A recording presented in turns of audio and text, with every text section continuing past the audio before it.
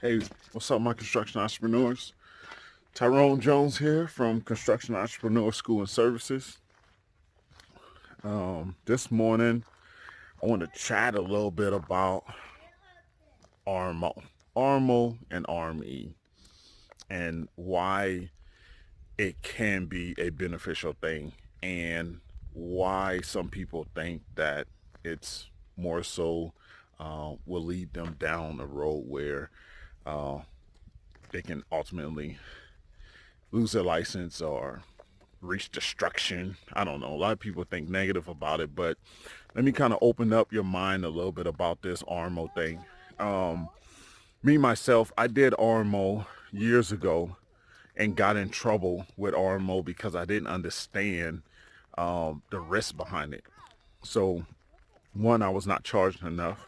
Two, I was not looking at it correctly. And three, I failed to respond to the issues that was going on with my license as I was doing these RMO deals. Now, all these RMO deals that I participated in, I own part of that company. Okay. It was not to where I just like, hey, have this license and then you do your thing. No, I own the ownership within each of those companies. I just allowed individuals to run those companies. And out of three of them that I had, one individual was just crooked and ultimately brought me down. And then that's when I got in trouble with the CSLB.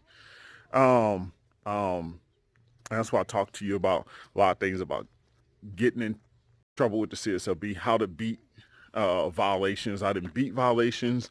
I didn't got fined for violations. And a lot of those violations resulted from, um, man, I used to do, oh my gosh, what's that company that loans you out money, loans you have 10% equity within your home? I forget the name of it. But when they first started out, was doing tons of business with them. Now they're not as great to do business with, I don't think, because they put the homeowner in a more of a high risk position. Uh, so anyway, so RMO, anyone that has a license is either RMO or RME. Okay, an RME is a responsible managing employee. That means that that person is only on one license and only can be on one license. Okay. A RMO is a responsible managing officer. That person can be on several different licenses of his own. Okay. Now, now I can be on as an RMO. I can set up. I can utilize the 4 slots that I have as a contractor. Okay. I can also be on other people licenses that doesn't count for my 4 slots. Okay. Long as I'm not long as I'm not authorizing their license to be to as long as I'm not authorizing their company to be able to contract. Okay. If I'm just on there as a partner, on there as a officer, that's fine. That doesn't count as my 4 slots. Now, people that are RMOs shy away from doing the RMO leasing of their license. Why? Because they feel like, why would I do that? I don't want to have no one that can risk me losing it. Listen, everything you do, every employee you have, every staff you hire is a risk to you losing your license. Okay, and if your employees going out there working with no safety on, you're not doing safety meetings, can result in someone getting hurt and you losing your license. You out there doing work, not producing contracts to do your work, you can lose your license.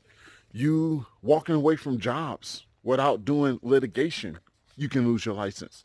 So the same people that talk about not doing RMO because they can lose their license is actually doing the same very thing that can put them in a position of losing their license. But this is how I want you to look at this. And this is not for everyone, okay? But the CSLB here in California gives you your license, right? That's your main license. You keep that license. No one else is on it. But they give you 3 other opportunities to open up companies. Okay? Right now, Those opportunities are not being used. Why not look at those three other opportunities as other companies that you can develop with partnerships so you can bring in some residual income, right? You apply your knowledge and skill to this partner that you are partnered up with, right? And you make a income from that business.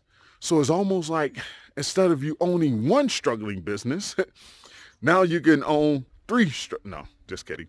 So now instead of you just owning your business, right, you can participate in ownership in three other businesses. Now you want to be careful on who you select, right, to lease this license out to. Right? There's plenty of companies out here, man, that's legit companies, man. Now, of course, if you're going to be doing it to your friend that's been doing things backwards and don't want to do things the right way, then yeah, it's a huge risk for you because it's only a matter of time before you get caught, before both of you get caught doing the illegal contracting. Okay. So it's all about building a construction business empire. Why not utilize these other slots to help build that empire? You just got the selection may take a long time, but once you have, I'm gonna be honest with you.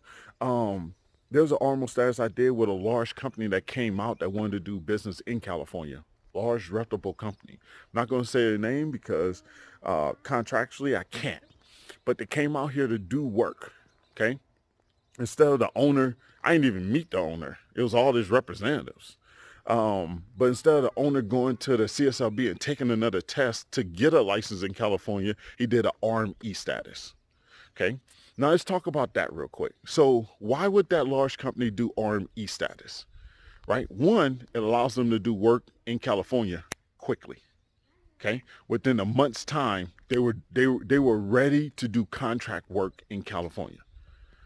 Why? Because they had an RME, right? Now, RME is a responsible manager employee. That means that you need to have that person employed within your business, okay? Minimum 30 hours a week, okay? So, but now, once that person becomes an RME, that person he or she doesn't have the ability to now, those other three options, those licenses are gone. But that's okay, long as that company is paying you on those lost opportunities. See? Now, they would not have that same luxury if it was, like, say they hired an employee. Well,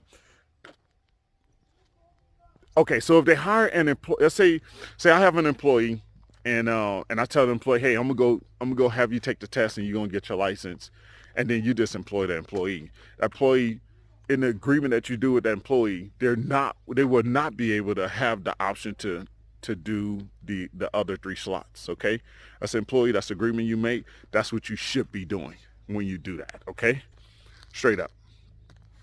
But when you have someone, like you contact someone, right? They found me on YouTube. Say, hey man, we won't go with you. Cost really doesn't matter, but be fair. And so I connected them with someone great. That person became an employee for them. They started doing work. He showed them around, doing different things, setting up different accounts. Seemed like it built a great trust relationship. Now they pay that employee every month handsomely, as if he's losing out on those three other opportunities, even though that person was never going to explore those three other opportunities. But that's the great thing about this. So large companies do this to this day. Okay. How do they move fast and get into other places?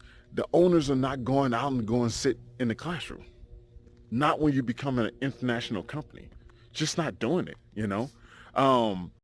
They'll have someone go out there and go take that test, or figure out a way to get that license without having to take that test, straight up. So if you have a license, right, and you have the three additional slots, why not look at it as you're building another construction business? Why look at it as something negative? Why now mind you, it's going to be risk in anything that you do. Anything. Construction is a high risk industry.